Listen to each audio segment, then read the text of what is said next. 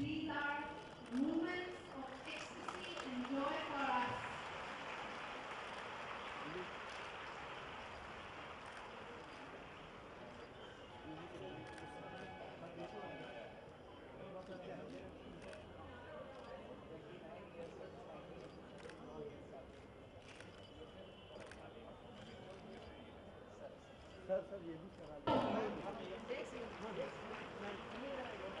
माता जी को बुला मेयर साहब के बराबर से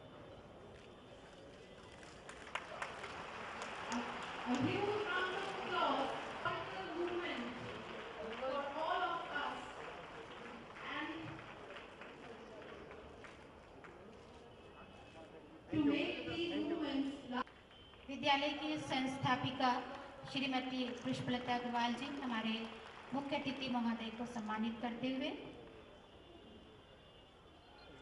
सम्मान की इसी कड़ी में बोर्ड ऑफ डायरेक्टर्स के अन्य सदस्य माननीय गृह मंत्री जी को सम्मानित करना कि ये घड़ी जो विद्यालय पूरे विद्यालय परिवार को अपना ढेर सारा आशीर्वाद दे। एक बार जोरदार तालियां बजा के माननीय श्री का अभिनंदन करें। माननीय श्री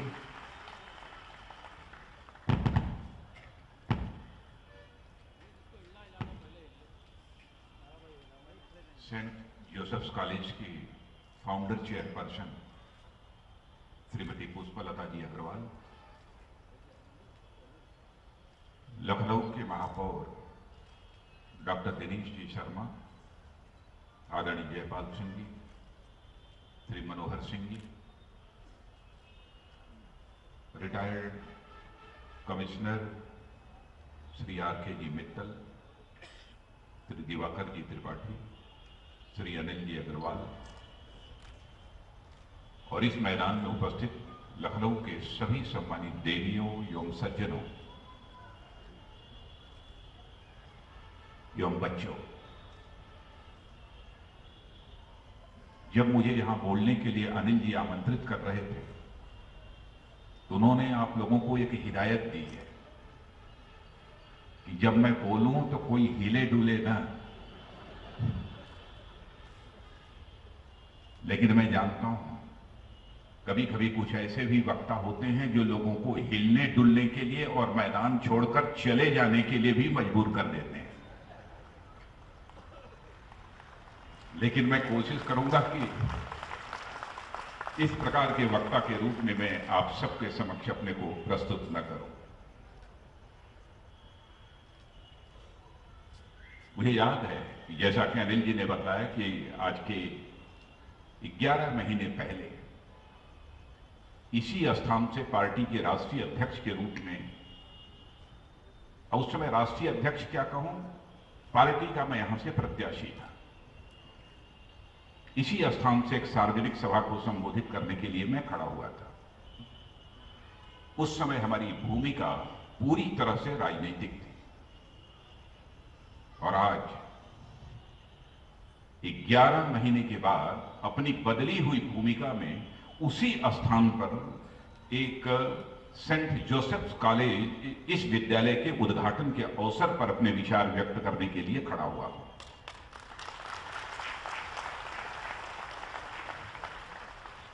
मैं यह मानकर चलता हूं कि मनुष्य के जीवन में कई भूमिकाएं होती हैं। मनुष्य के व्यक्तित्व का जहां तक सवाल है, हर शिक्षण संस्था की उससे यह अपेक्षा की जाती है, हर शिक्षण संस्था से, कि वो बच्चों के व्यक्तित्व में समग्र विकास करे।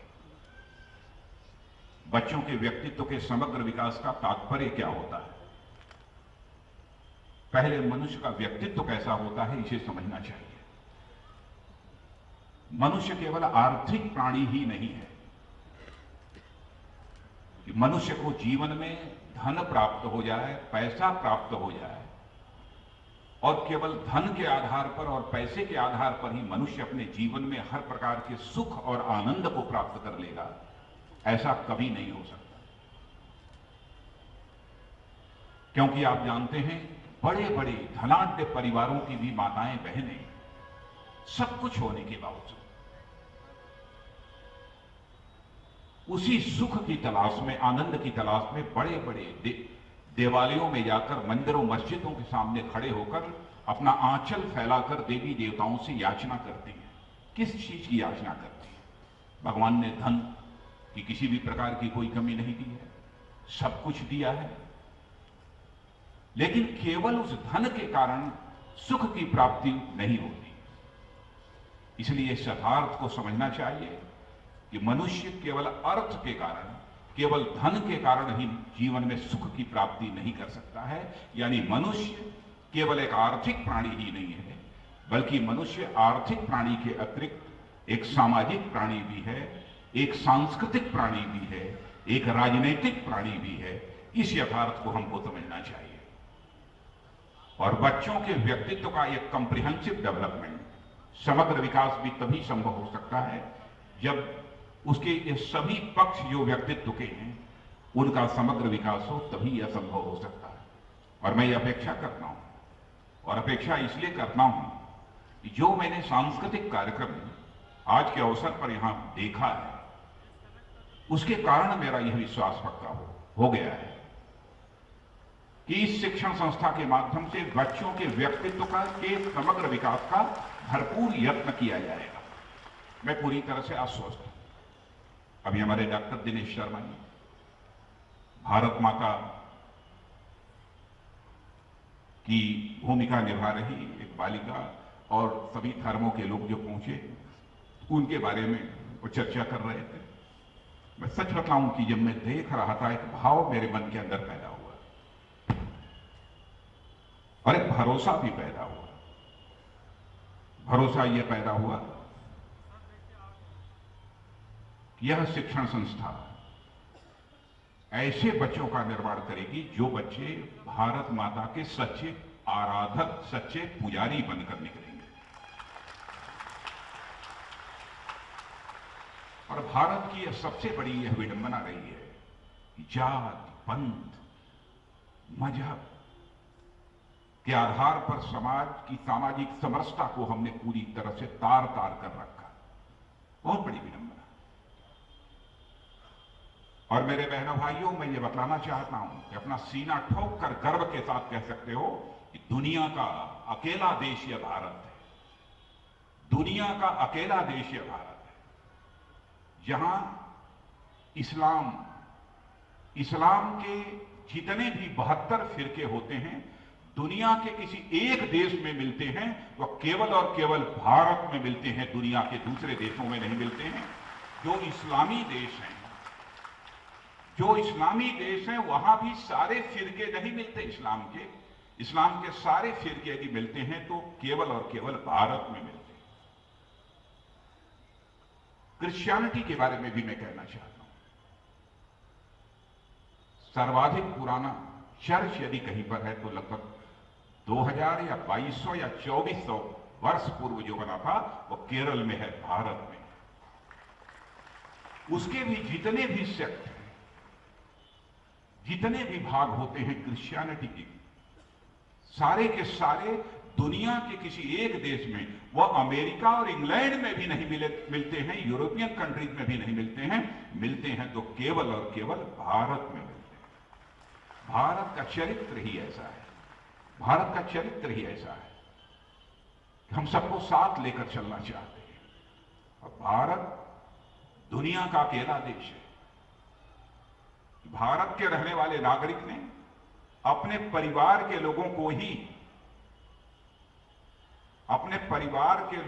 ही सब कुछ नहीं माना है, बल्कि भारत में रहने वाले लोगों को ही अपने परिवार का सदस्य नहीं माना है, बल्कि इस विश्व में कहीं पर भी हो, इन होल यूनिवर्स कहीं पर भी हो, किसी जाति के हो, पंथ के हो, मजहब के हो, सभी को परिवार का सदस्य मानने वाला और इसी धरती की मिट्टी में खेल कूद कर बड़ा हुए हमारे ऋषियों और मनीषियों ने वसुधैव कुटुंबकम का संदेश सारे विश्व को दिया है।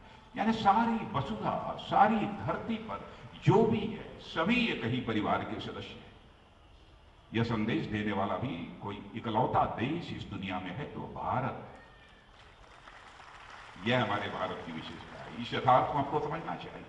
इसलिए जाति, पंथ, मजहब के नाम पर नफरत पैदा करने की जो कोशिश की जाती है, सचमुच मैं मानता हूं इससे बड़ा अपराध और कोई दूसरा नहीं हो सकता। भारत के चरित्र को लोग नहीं समझते हैं, जो जाति, पंथ, मजहब, धर्म के आधार पर नफरत पैदा करने की कोशिश करते हैं। भारत की डीएनए को समझो। भारत का डीएनए क्या है?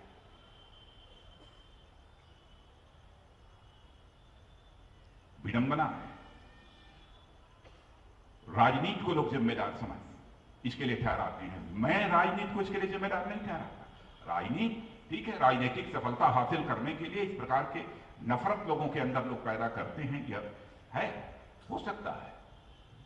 लेकिन मैं मानता हूं कहीं ना कहीं अपनी जड़ों से हम कट रहे हैं, कहीं ना कहीं अपनी जड़ों से हम कट रहे हैं। इसे समझना चाहिए।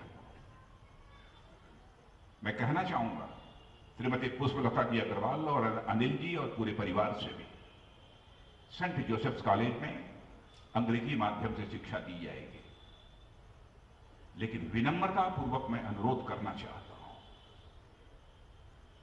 इस शिक्षण संस्था से निकलने वाला जो बालक हो, वह बालक केवल अंग्रेजी में पारंगत नहीं होना चाहिए, बल्कि अंग्रेजी से पढ़कर हिंदी में भी वह पारंगत होना चाहिए। यह कोशिश की जानी चाहिए। और यह बात मैं क्यों कह रहा हूं? किसी भाषा से मुझे नफरत नहीं है। अधिकतम भाषाओं का लोगों को ज्ञान हो, इस पर किसी को कोई आपत्ति नहीं हो सकती है। हम चाहते हैं कि बच्चों को ऐसी शिक्षा दी जानी चाहिए जो ज्ञानी ही केवल बनकर न निकलें, बल्कि वो चिंतक बनकर निकलें, चिंतक बनकर, थिंकर बनकर निकलें। आज की दुनिया में सबसे बड़ा ज्ञानी कंप्यूटर है। कंप्यूटर से बड़ा ज्ञानी कौन हो सकता है? सर्टेन इंफॉर्मेशंस कहीं से गैदर कर लेना और उसके आधार पर भाषण दे देना, कुछ बोल देना, यह विद्वत्ता नहीं है। पहले जो मौलिक चिंतक हुआ करते थे, आज उनका अभाव सर्वत्र हमको दिख रहा है। और साथ ही सबसे चीज हमारे जैसे व्यक्ति को, और कभी कभी जो बहुत अंग्रेजी ना लोग होते हैं मेरे बारे में कमेंट भी करते हैं कि राजनाथ सिंह क्या बात करते हैं, दुनिया में इतनी आगे निकल चुकी है और ऐसी बातें करते हैं। हिंदी की, रीजनल लैंग्वेजेस की, मैं केवल हिंदी की बात नहीं करता, मैं समस्त भारतीय भाषाओं की बात करता हूं। सबका विकास होना चाहिए। अंग्रेजी का भी विकास हो, कोई आपत्ति नहीं, लेकिन भारतीय भाषाओं का भी विकास होना चाहिए। हमारी यह एक निश्चित धारणा है। क्यों? क्योंकि यदि आप भारतीय भाषाओं में भी यदि शिक्षा ग्रहण नहीं करेंगे, संस्कार ग्रहण नहीं करेंगे, तो आप अपनी संस्कृति से, अपने जड़ों से किसी न किसी हद तक कट जाएंगे। आप घर में जाएंगे तो मम्मी पापा हेलो, हाय और बाय करके निकलेंगे, और यदि संस्कृत से भी जुड़े रहेंगे तो अपने माता पिता का चरण स्पर्श करके निकलेंगे। इतना ही नहीं, मैकाले ने कहा था, मैं याद दिलाना चाहता हूं, विडंबना है कि स्वतंत्र भारत में उसकी चर्चा नहीं की जाती है। 1835 2 फरवरी को ब्रिटिश पार्लियामेंट को भेजा गया उसका जो मिनट्स था, उसे भी हमें पढ़ना चाहिए। उसने कहा है कि भारत को पर लंबे समय तक हुकूमत नहीं की जा सकती, क्योंकि भारत के लोग बहुत ज्ञानी होते हैं। यहां कोई भिखारी हमें पूरे भारत में देखने को नहीं मिला। उस समय की हालत बतला रहा हूं। यह केवल मैकाले ने नहीं कहा, उठाकर हिस्ट्री आप पढ़िए। चीन का पहला जो यात्री भारत में आया था, वेनसांग ने भी यह कहा, उसने भी कहा है।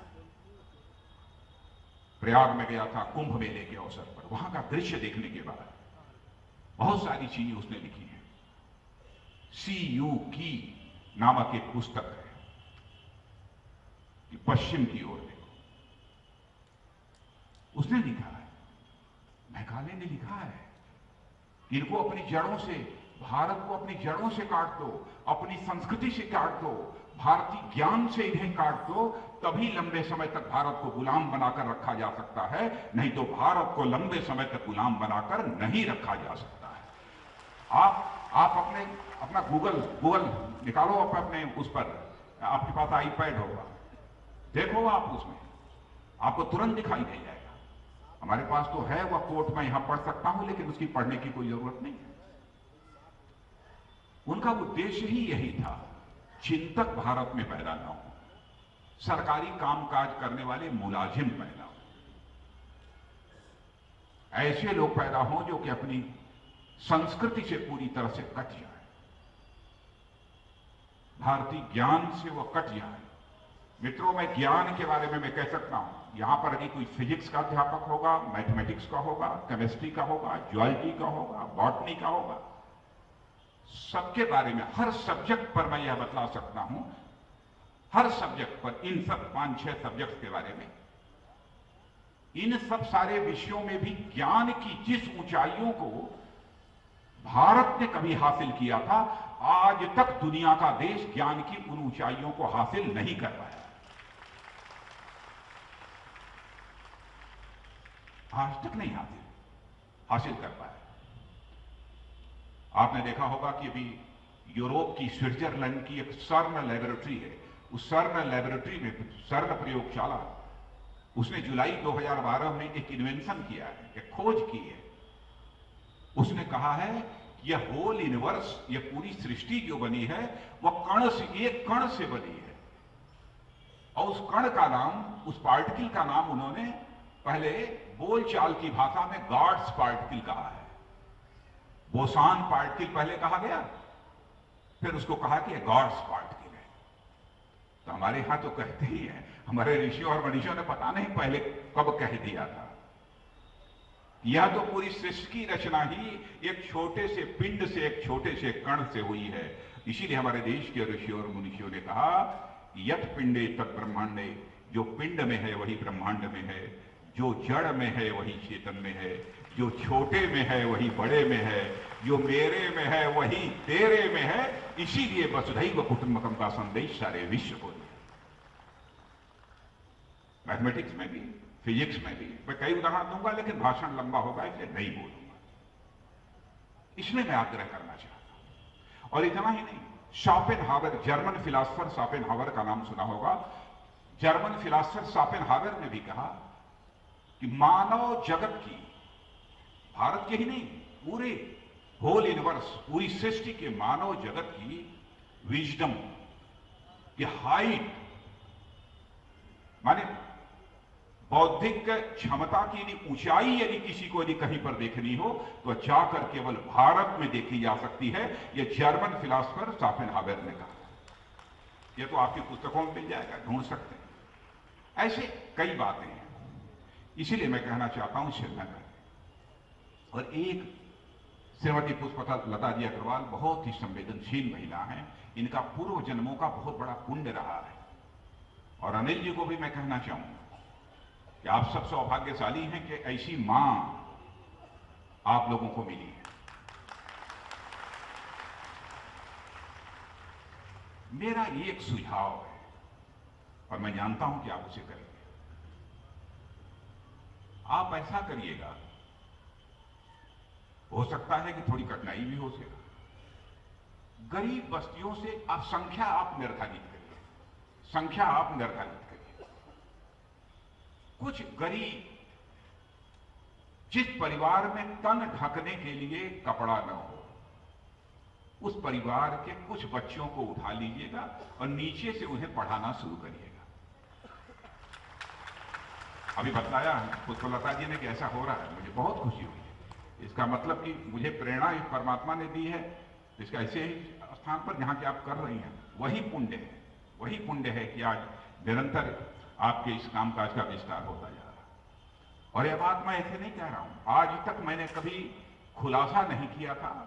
मैं राजनीतिक क्षेत्र में काम करने वाला हूं, मैं जानता हूं हम लोगों के बारे में तरह तरह की आशंकाएं, तरह तरह की बातें, बहुत सारी चीजें चलती हैं, मैं जानता हूं। लेकिन मैंने अपने राजनीतिक जीवन में इसकी कभी चिंता नहीं की है। उत्तर प्रदेश का मुख्यमंत्री रहते हुए मैंने अपने अधिकारियों को कहा था हमको 2 बच्चे चाहिए जिनके मां बाप के घर में कुछ ना हो, जिनकी मां किसी के घर में जाकर काम काज करके किसी तरीके से अपनी रोजी रोटी चलाती हो। मैंने कहा कम से कम 2 बच्चे ले आइए, उनको मैं पढ़ाऊंगा। आज आपको जानकारी देते हुए मुझे बेहद खुशी हो रही है, एक अनुसूचित वर्ग का बच्चा, शायद वो वाराणसी का है, आज डॉक्टर राम मनोहर लोहिया हॉस्पिटल में डॉक्टर बनकर जो है खड़ा हुआ। और एक राजभर का बच्चा है, वो आईएएस पीसीएस की तैयारी कर रहा है। और मुझे याद है कि डीएवी कॉलेज कानपुर में जब भेजने की हमारी इच्छा हुई कि उसको भेजूं किसी अच्छे स्कूल कॉलेज में, तो वहां के टीचर्स और प्रिंसिपल्स ने पहले यह कहा कि साहब बच्चे इतने कमजोर हैं, इतने कमजोर हैं, हम लाख कोशिश करेंगे कुछ बन ही नहीं पाएंगे। लेकिन प्रिंसिपल ने, उस प्रिंसिपल का नाम डॉक्टर अंगद सिंह, उन्होंने कहा कि सर चिंता मत करिए, हम इन दोनों बच्चों को कुछ बनाकर ही दम लूंगा मैं। देखिए शिक्षक का संकल्प, और उन्होंने बना दिया दोनों बच्चों। जीवन में इससे बड़ा और कोई दूसरा कोई पुण्य नहीं हो सकता। इस काम को भी करते रहिएगा, ईश्वर आपको शक्ति दे और निरंतर शिक्षा के क्षेत्र में आपका जो प्रयत्न है वह सार्थक सिद्ध हो। और शिक्षा के क्षेत्र में यदि आपका प्रयत्न सार्थक होगा तो मैं समझता हूं समाज निर्माण की दिशा में भी आपका एक बहुत बड़ा योगदान होगा। इसलिए आज के अवसर पर इससे ज्यादा कुछ न कहते हुए हृदय की गहराइयों से मैं आपके पूरे परिवार के प्रति और आपके द्वारा किए जा रहे इस पुण्य कार्य के प्रति एक सद्भावना की अभिव्यक्ति करते हुए, और मैं बड़ा हूं आयु में, इसलिए अनिल जी आपको तो आशीर्वाद दे ही सकता हूं, आपको आशीर्वाद देते हुए अपना निवेदन समाप्त करता हूं।